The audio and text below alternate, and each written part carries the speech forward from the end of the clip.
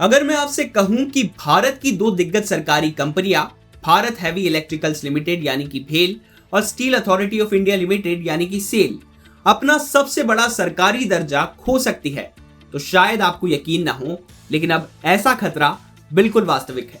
केंद्र सरकार ने इन दोनों कंपनियों को एक तरह से 1 साल का अल्टीमेटम दे दिया है। साफ शब्दों में कहे तो अगले 12 महीनों में प्रदर्शन सुधरा तो ठीक, नहीं तो महारत्न से सीधे नवरत्न बनने का खतरा है। और अगर ऐसा हुआ तो भारत में पहली बार किसी महारत्न कंपनी का दर्जा घटाया जाएगा। अब सवाल है कि आखिर सरकार इतनी सख्ती क्यों कर रही है? भेल और सेल से ऐसी कौन सी गलती हो गई, और अगर इनका दर्जा घट गया तो आम निवेशकों और कंपनियों पर इसका क्या असर होगा? चलिए पूरी कहानी को समझते हैं। दरअसल सरकार ने हाल ही में सभी बड़ी सरकारी कंपनियों की समीक्षा की। इस समीक्षा में पता चला कि भेल और सेल एक बेहद अहम पैमाने पर पीछे रह गई है। महारत्न बने रहने के लिए नियम कहता है कि कंपनी का पिछले 3 सालों में औसतन सालाना मुनाफा यानी कि प्रॉफिट आफ्टर टैक्स 5,000 करोड़ रुपए से ज्यादा होना चाहिए, लेकिन भेल और सेल इस शर्त को पूरा नहीं कर पाई। यही वजह है कि सरकार ने दोनों कंपनियों को नोटिस पर रख दिया है। दिलचस्प बात यह है कि देश की 14 महारत्न कंपनियों में सिर्फ यही 2 कंपनियां हैं जो इस पैमाने पर फेल हुई है।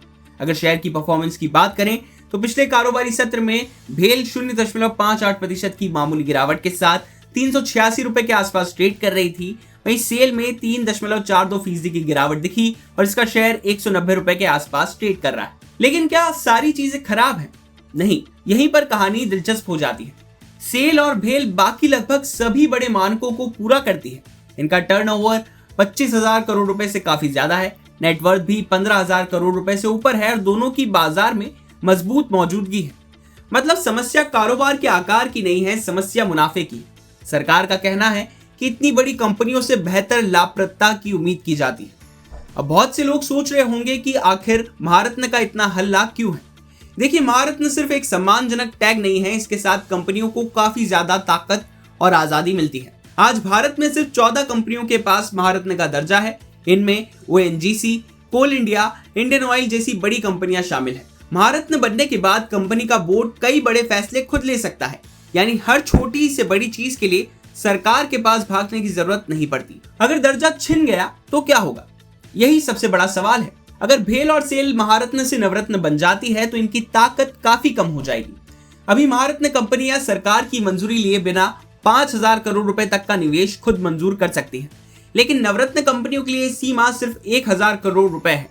यानी आज जहां कंपनी 5,000 करोड़ तक का बड़ा निवेश खुद तय कर सकती है, वहीं दर्जा घटने के बाद उसे बड़े फैसलों के लिए सरकार की मंजूरी का इंतजार करना पड़ सकता है। इसका असर नए प्लांट लगाने, कारोबार बढ़ाने, दूसरी कंपनियां खरीदने या बड़े रणनीतिक निवेश करने की क्षमता पर पड़ सकता है। मतलब नुकसान सिर्फ प्रतिष्ठा का नहीं होगा, कंपनी की फैसले लेने की रफ्तार भी धीमी पड़ सकती है। अब आते हैं इस बात पर कि सरकार अचानक इतनी सख्त क्यों हो गई है। दरअसल सरकार अब सरकारी कंपनियों से सिर्फ बड़ा नाम नहीं बल्कि बेहतर प्रदर्शन भी चाहती है। कैबिनेट सचिव टीवी सोमनाथन की अगुवाई वाली समिति ने साफ कहा है कि रत्न स्टेटस को हमेशा के लिए सुरक्षित नहीं माना जा सकता। अगर प्रदर्शन गिरता है तो दर्जा भी गिर सकता है। यानी सरकार अब ये संदेश देना चाहती है कि महारत्न का तमगा कोई स्थायी लाइसेंस नहीं है, उसके लिए लगातार प्रदर्शन करना पड़ेगा। सरकार सिर्फ मुनाफे पर ही नहीं, दूसरी चीजों पर भी नजर रख रही है। अगर कोई सरकारी कंपनी सीएसआर के नियमों का पालन नहीं करती, छोटे कारोबारियों यानी एमएसएमईज को समय पर भुगतान नहीं करती या फिर कंपनी के भविष्य के नेतृत्व की तैयारी नहीं करती, तो उसके प्रदर्शन मूल्यांकन में भी सीधे नंबर कट सकते हैं। यानी अब जवाबदेही पहले से कई ज्यादा बढ़ने वाली है। तो क्या महारत्न के नियम भी बदलेंगे? इस समीक्षा के दौरान नीति आयोग ने एक दिलचस्प बात कही। उसका कहना है कि महारत्न के लिए जो वित्तीय मानक तय किए गए थे वो साल 2010 के हैं। तब से लेकर आज तक देश की अर्थव्यवस्था, महंगाई और कंपनियों का आकार काफी बदल चुका है। ऐसे में 15 साल पुराने पैमाने शायद आज की हकीकत को पूरी तरह नहीं दिखाते। इसलिए सरकार अब महारत्न और नवरत्न के नियमों को भी दोबारा देखने की तैयारी में है। संभव है कि 2025 के हिसाब से नए मानक तय किए जाएं और फिर सभी सरकारी कंपनियों की दोबारा समीक्षा हो। अब बात करते हैं कि ये दोनों कंपनियां यानी कि भेल और सेल इस समय क्या कर रही हैं।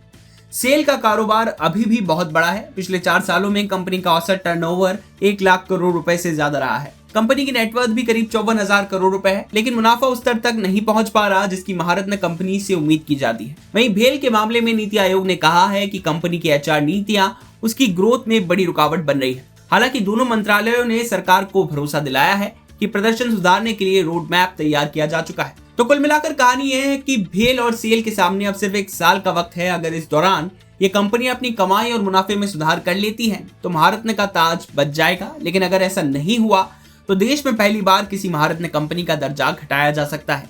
और ये सिर्फ भेल और सेल की कहानी नहीं होगी, ये भारत की सभी सरकारी कंपनियों के लिए एक साफ संदेश होगा कि अब सरकारी कंपनियों में भी सिर्फ आकार नहीं, प्रदर्शन मायने रखेगा। और यही वजह है कि अगले 1 साल पर अब बाजार, सरकार और निवेशकों तीनों की नजर रहने वाली है। बिजनेस से जुड़ी बाकी तमाम खबरों के लिए आप देखते रहिए विस्तार।